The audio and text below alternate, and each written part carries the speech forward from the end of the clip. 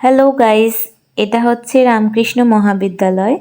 এটা হচ্ছে ত্রিপুরাতে পড়েছে, কৈলাসহরে। এটা হচ্ছে আর্টস বিল্ডিং, মানে ত্রিপুরা কলেজের একটা পার্ট এটা। তো আজকে আমি তোমাদেরকে একটি মন্দির দেখাবো, যেটা কৈলাসহরে পড়েছে মন্দিরটি।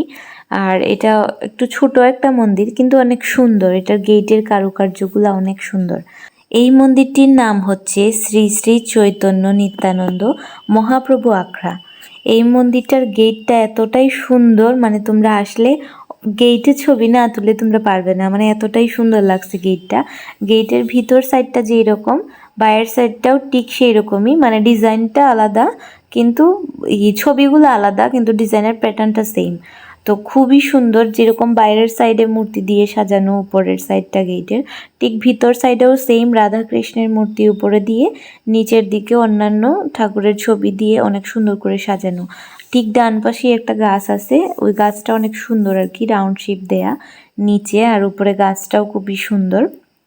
আর গেটের ভিতরের সাইডটার দেয়ালগুলোতেও অনেক সুন্দর কারুকার্য করা আছে ঠাকুরের ছবির।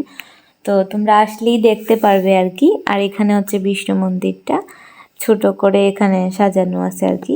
এটা হচ্ছে মন্দিরের ভিতর, রথের রাখা আছে এক সাইডে রথটা। আর এই পাশে যতগুলা গাড়ি দেখছো, ওগুলা হচ্ছে মন্দিরেরই গাড়ি, মন্দিরের কাজে ওগুলা ব্যবহৃত হয়।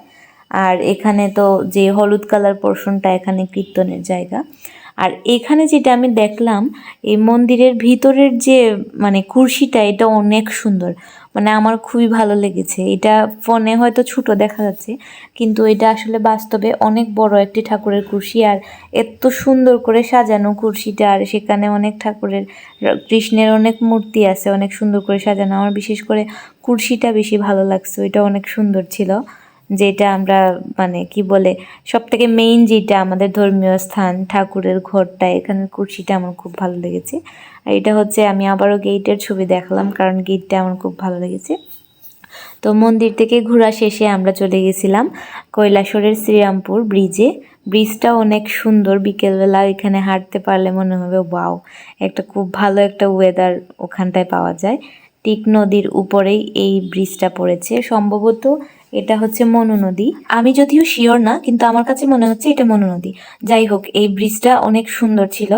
আর ব্রিজের নিচ দিয়েও ওই যে ঠাকুর ভাসানোর জন্য ওখানে সিঁড়ি দেয়া আছে। এখানে কৈলাসহরে যত ঠাকুর আছে এই ব্রিজের নিচেই মানে ভাসান দেয়া হয় ঠাকুরকে।